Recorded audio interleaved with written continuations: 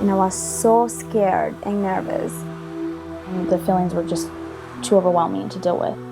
I was really scared. Very much alone, very scared. You know, I was in college, I was young, I was scared to death. I was 19 years old. I was 16 years old at the time. I had just turned 16 when the test came back. I'm pregnant at the age of 26. I found out I was pregnant. I didn't know what to do. I didn't know what to do. And I didn't know what to do.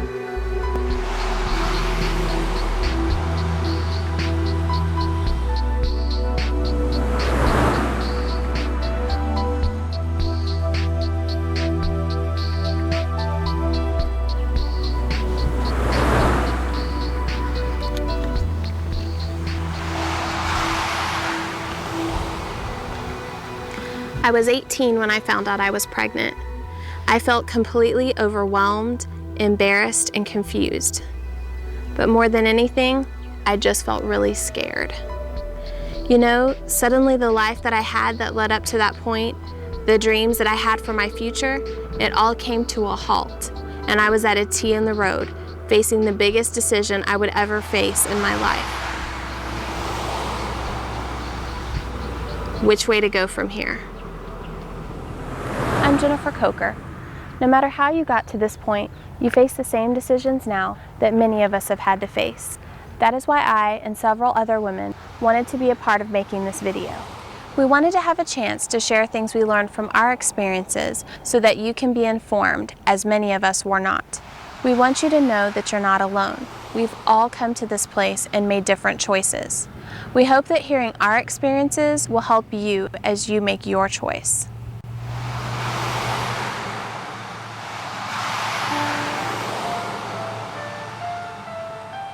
And I felt overwhelmed because it was my decision. I'm like, I need to fix this. I need to hide it.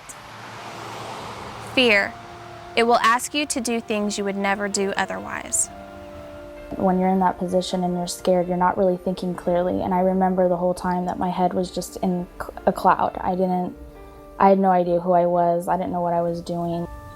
I was scared what do people say, what my church say, what my friends say, what my dad, my family says. It was an abusive relationship, and I felt like I was trapped, and I felt like I didn't have any way out.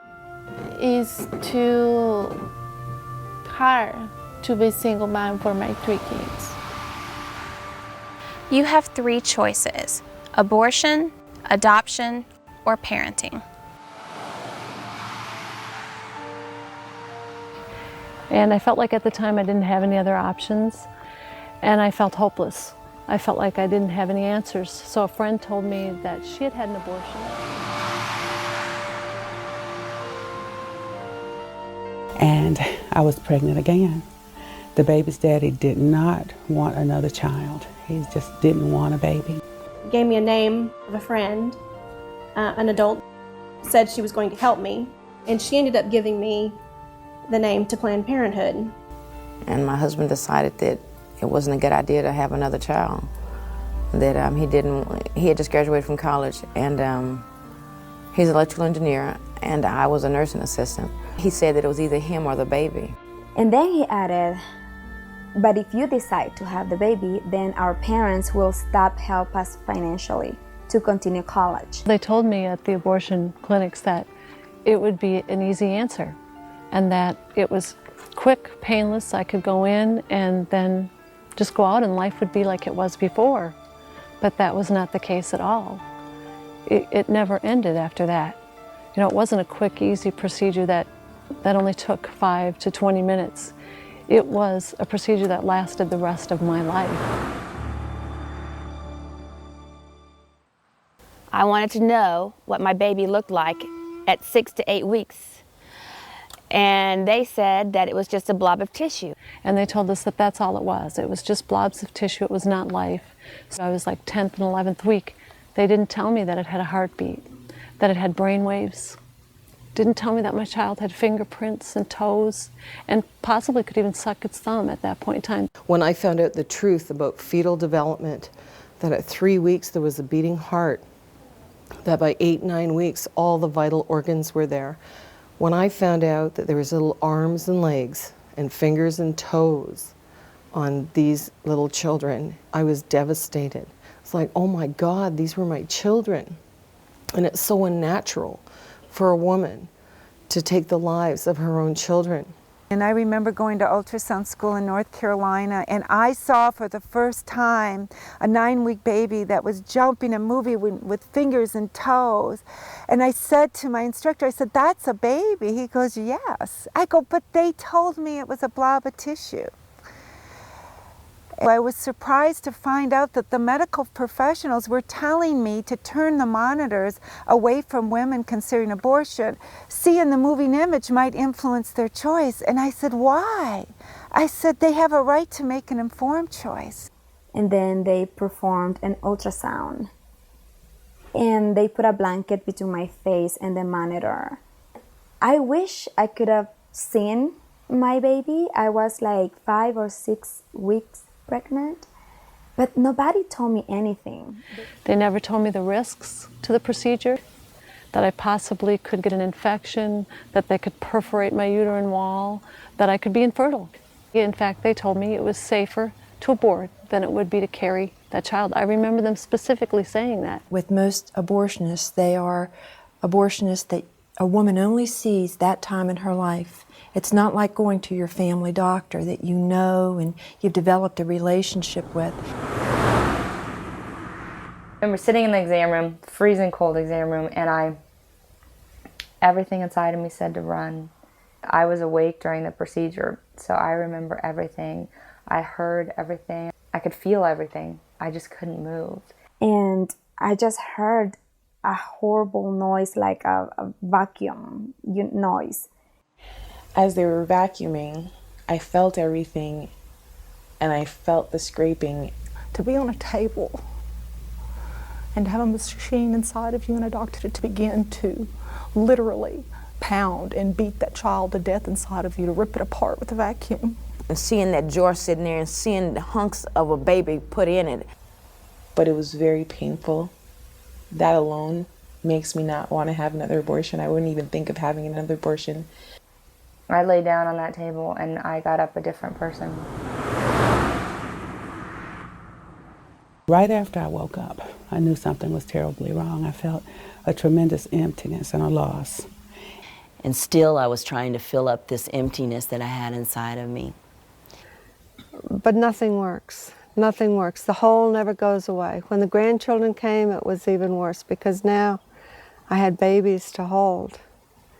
And it was very difficult. And so everywhere I went and I saw babies and pregnant women, I felt so sad. And the worst part was that I could not share that with anybody. And I immediately started to remove all of those promises that I had made, that I would never smoke, drink, use drugs, do all of the wild partying. And one by one, I started to use drugs, alcohol, bulimia, all of these things to try and stuff the pain in my life. I started drinking. I am an alcoholic, as I always will be. I never touched a beer or nothing before that. I turned 40 and I began to use drugs. Hadn't ever done any type of drug in my life. I'd only been a mother, a wife, and I worked. I thought I could run from everything, but I couldn't. And I just kept drinking and kept doing drugs and became promiscuous because I thought if I hated myself so much, the only way somebody was going to love me was if I gave them something in return. I mean, drug use and sexual promiscuity and just, I mean, it was like a downward spiral. It really was. It was, I went from just a good student, I had everything, you know, and then it just went from downward, downward, downward, and now, I mean, I'm in prison. It's my second time in prison. You know, I would feel guilty about what I did. I would start thinking about my baby. You know, it kind of hit me, that was a baby. And then I can remember laying on that table and wondering, what have I done? And I never thought that when I was a little girl that I would ever do this. Because that was not the type of person that I wanted to be. And, you know, wake up one day and you're in your mid-20s and you were like, is this my life? I know that I was meant for something completely different. After the abortion, when I sat up and I just realized what I did, and I asked the nurse, the nurse said, go ahead and come down. And I was like, hold on, wait a minute. And then I kind of laughed and I said, well, what's it gonna matter? It's not gonna it's not gonna take back what I just did. And she was wiping up blood from the floor. And that was sad. Because, you know, you dream that later on and see it, the blood splatter.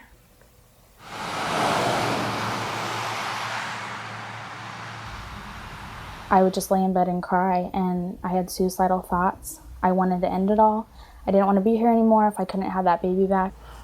I got some prescription medication, and I took as much of it as I could ingest.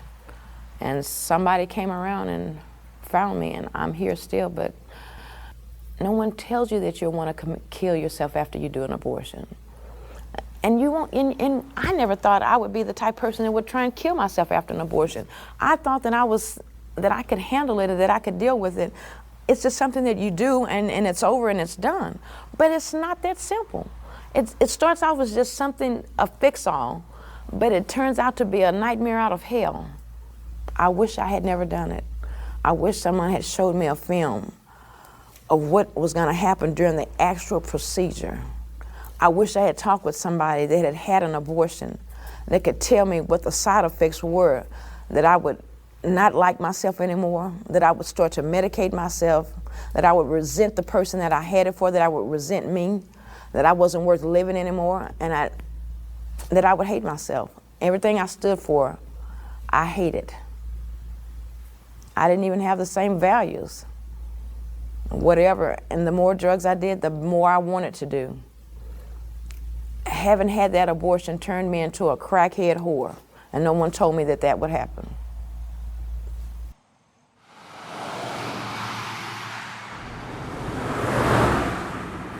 And the doctor, when she finished, asked me if I had had abortions. I hadn't told her to begin with, and I said I had. And she said, what we found is that one of your tubes is 90% blocked, the other one is 100% blocked, and you will never have children because of those abortions. What that suction from that machine did was literally pull your tubes down flush with your uterus, and they are blocked. And at 30 years old, I was told that I couldn't have a baby. We wanted to have more children, but because my uterus and my cervix were so damaged from those abortions, they could not believe that I had him. All I wanted to be was a mommy. And because of what I did when I was 16 and 18, that I can't be a mommy. And it was very traumatic having to come to the realization that the only 3 children that I would ever bear, I killed.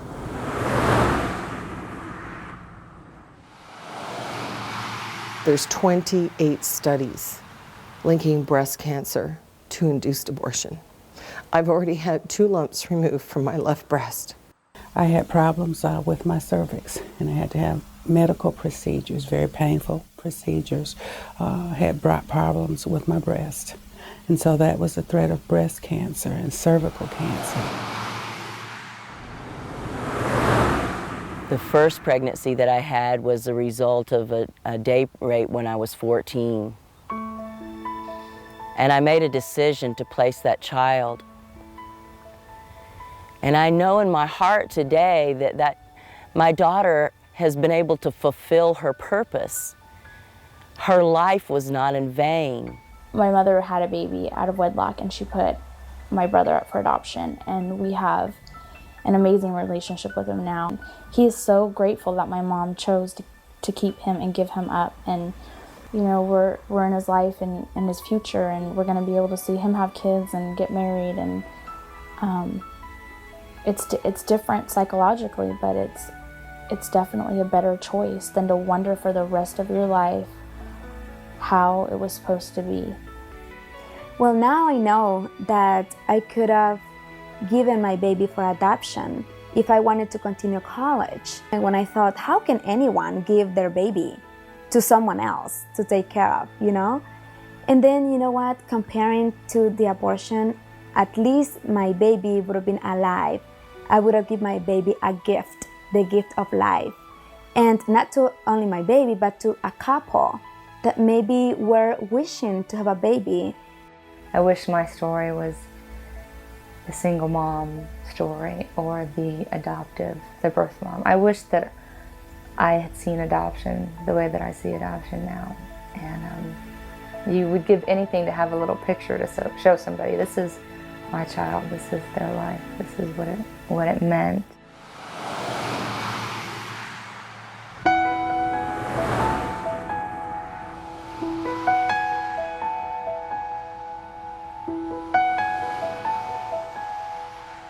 And it was difficult, but I never ever regretted my decision to keep her.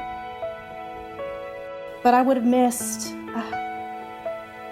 so much joy and happiness. I'm really looking forward to what's in my future, and these last 2 summers I've been able to go on mission trips to Ukraine and to visit orphanages and minister to children there, and I just enjoy that so much. My family would not be the family that it is today if I had not had Katie.